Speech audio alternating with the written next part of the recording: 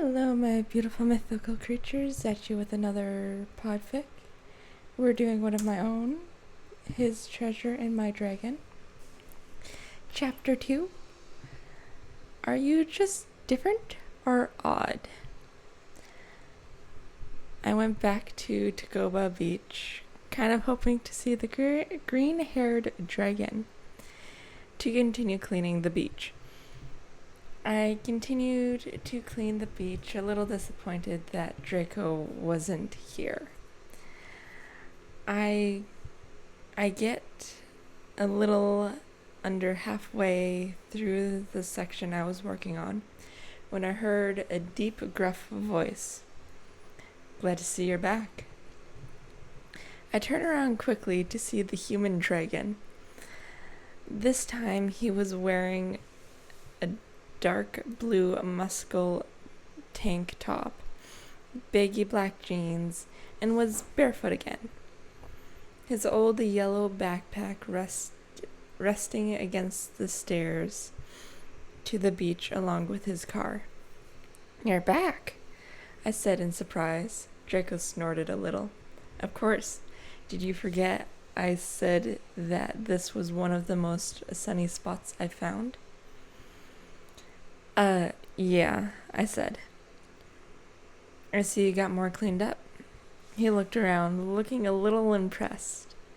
I couldn't help but puff out my chest a little. I quickly stopped, hoping he didn't notice, but the green-haired person gave a low chuckle, and a blush spread across my cheeks. "Cute," he mumbled. "I'm not cute," I softly yelled. He looked at me, looking shocked. "What?" I asked quickly. "You didn't yell loudly," he said softly. "Well, yeah, yelling hurts your ears." I was confused. I thought it would be obvious that you should keep your voice down with those who have sensitive ears. He looked away, a thoughtful look on his face. "No one has ever done that before," he whispered. I got even more confused on why no one used common knowledge to not yell around him. What? Why? That makes no sense. People should use a low volume around you out of respect, I said, slightly annoyed. "And no one should have used a muzzle on you," he said softly. I stared at him in shock, my mouth opening and closing like a fish out of water. How do I know?" "You're not the only one who had to wear one," he said, as if it was common knowledge. But that didn't really answer. Wait. I slowly raised my hand to the scar just behind the bend of my jaw. "You had to wear one, didn't you?" I whispered in shock. He didn't answer out loud, just a quiet hum and a small nod. He acted like it was no big deal, and I don't know how he does it. My hand on the scar, starting to rub it hard, as if trying to scrub it off. A hand gently grabbed my wrist and pulled it away from my jaw. Then another started gently rubbing my jaw, making me look at him. "That's just going to hurt you more, Gem." "Gem?" "Your eyes remind me of Chai Tolite." I should have searched up the gem name.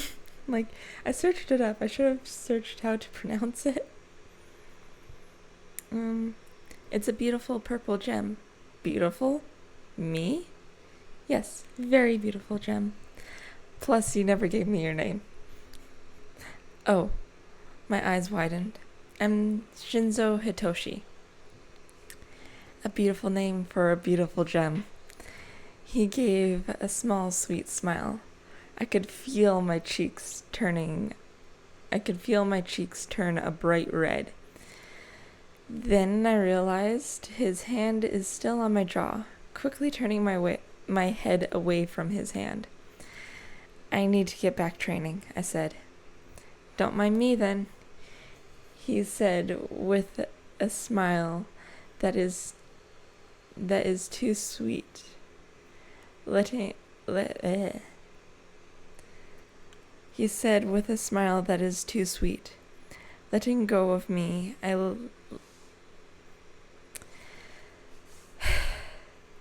He said with a smile that is too sweet as he let go of me.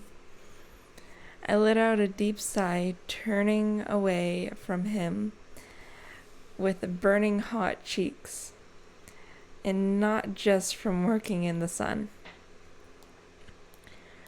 Right, I said, going back to work. As I started grabbing garbage, I heard footsteps walking away.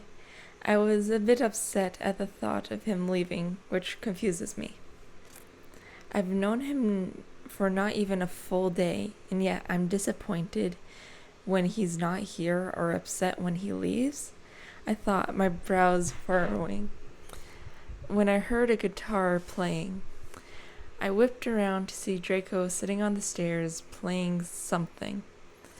I was happy that he stayed, but that just confused me more. I continued cleaning as Draco played his guitar until lunchtime, when I decided to take a break. Plus, I have to meet up with my parents. But I wanted to talk with Draco a bit and see if he would join. What's the song? I asked. The Hand That Feeds by the Crane Wives, he replied as he finished the song. What were some of the other songs you've been playing? Letter by Mads Buckley, Feed the Machine by Poor Man's Poison, An Angel with a Shotgun by The Cab. He started playing another song. He started playing another song. Okay, cool. Why do I feel a connection with you? I blurted out.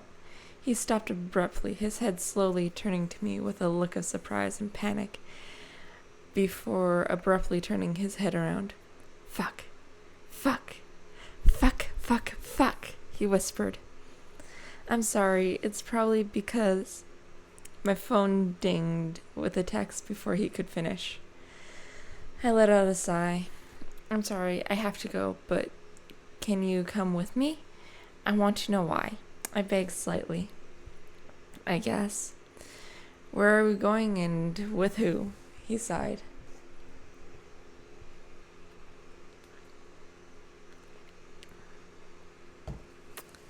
Where am I? There I am. We're going to meet my parents at a cafe called Coffee Toe Beans. I started to stand up, texting Papa that I was coming and bringing a friend. Draco stood up with me, running his hand through his hair. My jaw dropped as it changed color. Draco's hair changed to the same light frosty blue as his horns and wings. Draco saw my jaw drop and let out a little chuckle. It's a part of my quirk. I can change my hair, eyes, height, and muscle mass. It's really helpful in some states. In some situations. Draco shrugged. Okay. Let's go before my papa starts spamming me. Draco nodded, and we started to go to the cafe. Walking into the cafe, I looked around and saw my dad's. I looked over at Draco to see him looking around like he's nervous. This way. They're this way, I said, grabbing his hand. I practically dragged Draco to the table once we reached it. I sat down with Draco looking between my dad's. I think you forgot to mention your parents are heroes, he said, slowly sitting down. I could see Papa tense up and Dad straighten. It made me tense up as well. I know Eraserhead because I've seen him on patrol where I used to live. I've seen President Mike around. To be honest, I mostly recognize President Mike because of his scent than his looks. He shrugged. We sat in silence for a bit before Papa broke it. Do I smell? Everyone started laughing at what Papa said. No, it's because I have a strong sense of smell. It's because of my cork. Speaking of your cork, are you going to continue with what you were telling me at the beach? I asked. Draco looked between me and my dad slowly. He did this for a few seconds before my dad spoke up. What are you talking about? I don't know why, but I feel connected to Draco. What the hell did you do to my son? Dad snapped, leaning over the table. Whoa, show, calm down. Papa said, putting a hand on Dad's elbow. Dad growled and backed off a bit. I think it may be because of my cork. We looked at him a bit confused. Hey, listener, do you think you can explain a bit more? Papa asked softly. My cork is an animal-based cork. A lot of people with animal-based corks have animal instincts. Basically, my dragon instincts are saying that Shinzo is a potential mate. And it may be strong enough to affect him. And I'm sorry about that, he said, looking down. If it's to do with your cork and you can't stop it, then you have nothing to apologize for. But I have a question. What do you mean potential? Papa asked. We don't have to be a mate. It's more of a suggestion from my instincts. I've met 2 people who could have been my mate, but they never felt the pull. So I don't know what that means. He looked away. Papa looked at Dad and Dad looked back. I looked between them and Draco. So you don't know what will happen with this relationship or with us? I asked. No, I just know that we should just let it be and see where we go.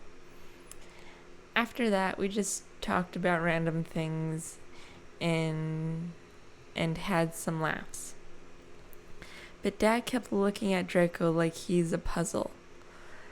At the end of lunch, we all went our own ways. Dad going back home, Papa going to his agency, Draco had a dance recital for his sister, and I went back to the beach. I'll see you around, Jem, Draco said. Yeah, see you around, pretty dragon, I mumbled at the end. He let out a surprised laugh, and I couldn't help but smile. He smiled back and shook his head slightly, but I could tell he didn't hate the nickname. He started to walk away, waving his hand over his shoulder, and I started walking back to the beach once Draco was out of sight. And that's the end of Chapter 2. I am working on Chapter 3. I do not have a title for Chapter 3 yet, but I will figure one out.